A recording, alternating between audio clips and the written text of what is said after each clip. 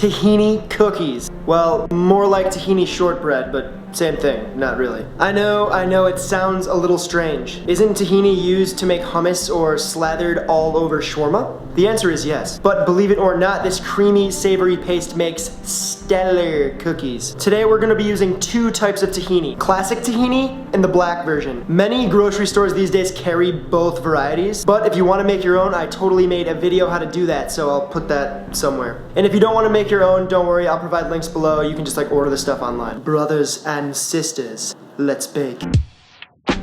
Using the paddle attachment on a stand mixer, whip room temperature unsalted butter and powdered sugar together until thick and peaky.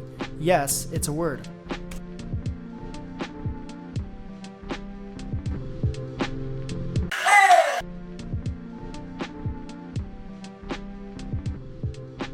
During this entire process, be sure to periodically stop the mixer and scrape dough buildup from the sides of the bowl.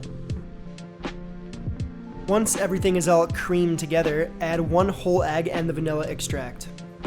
Mix everything together on medium speed until glossy.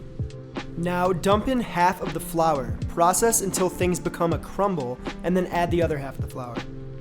Dough will be a little shaggy, but don't worry, that's totally normal.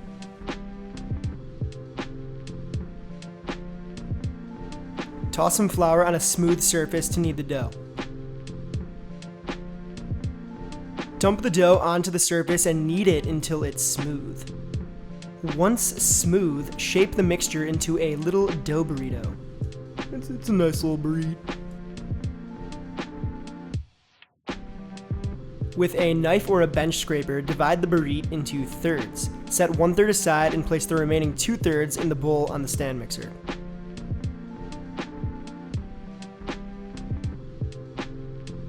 Mix the regular tahini into the bowl of the stand mixer with the dough.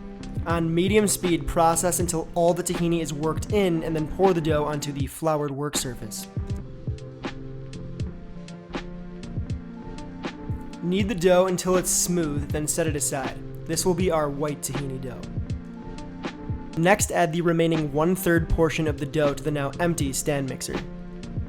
Drool in the black tahini. Return the bowl to the stand mixer and process until a blackish dough comes together. And you guessed it, this is going to be our black tahini dough. These next steps are how we make our tahini cookies look all psychedelic, so pay attention.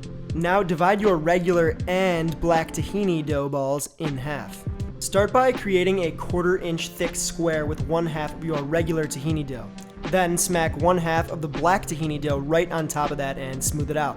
Rinse and repeat this process one more time.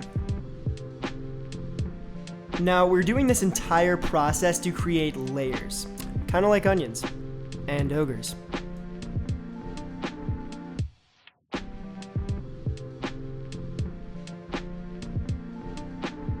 With our dough layered up, fold it in half in either direction, then cut it in half.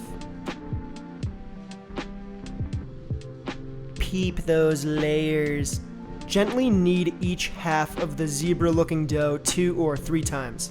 Be careful not to over-knead or the cookies won't look radically swirly and contrasted. Mash the 2 zebra balls together to create one large mega zebra ball. Once again, form the dough into a little cookie burrito.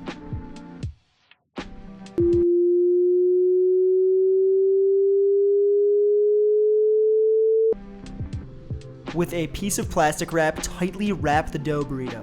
From here, the dough should sort of look like a cookie salami. Dough burrito, cookie salami, Jesus. Twist the ends of the plastic wrap until it forms a string of sorts. Then tie the knot as close to the root of the string as you can. You can do this little cool guy spinny thing if you want to. The idea here is to form a secure, compact dough log. The more compact, the easier the cookies will be to slice and form. Now it needs to go in the freezer for 30 to 45 minutes to firm up, to make our slicing life easier, and to let it rest. 30 minutes.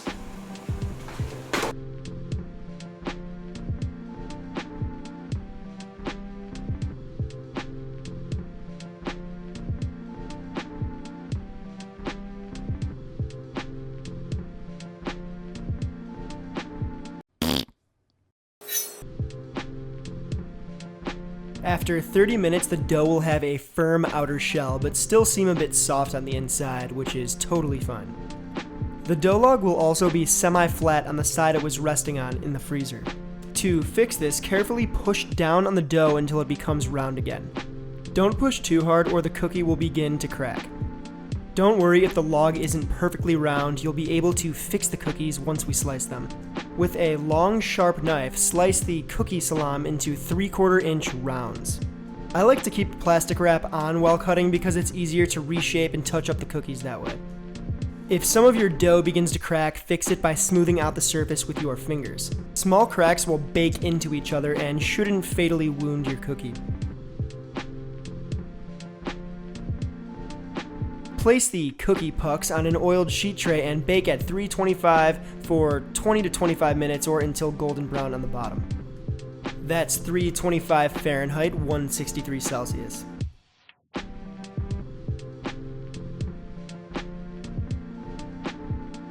And you always gotta have that sacrificial cookie when checking for doneness.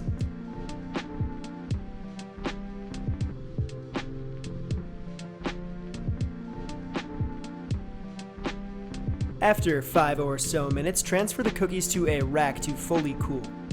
Another 15 or 20 minutes should do it.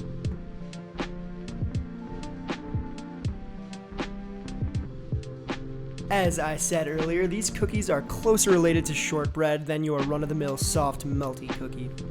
I prefer to smash these buttes with a hot, strong coffee or a spicy, warming masala chai tea. In this case, we are going in on the chai.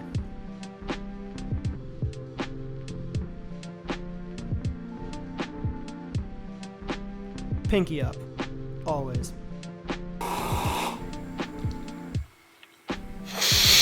Who would have known? Cookies, tahini, incredible stuff. This recipe was actually inspired from a New York Times recipe, so shouts for them for doing that. And if you feel that magical tahini energy coursing through your veins, please be sure to like this video and subscribe to the channel for more bits like this. And until next time. So hot. So hot. Oh my god. Maybe wait a second.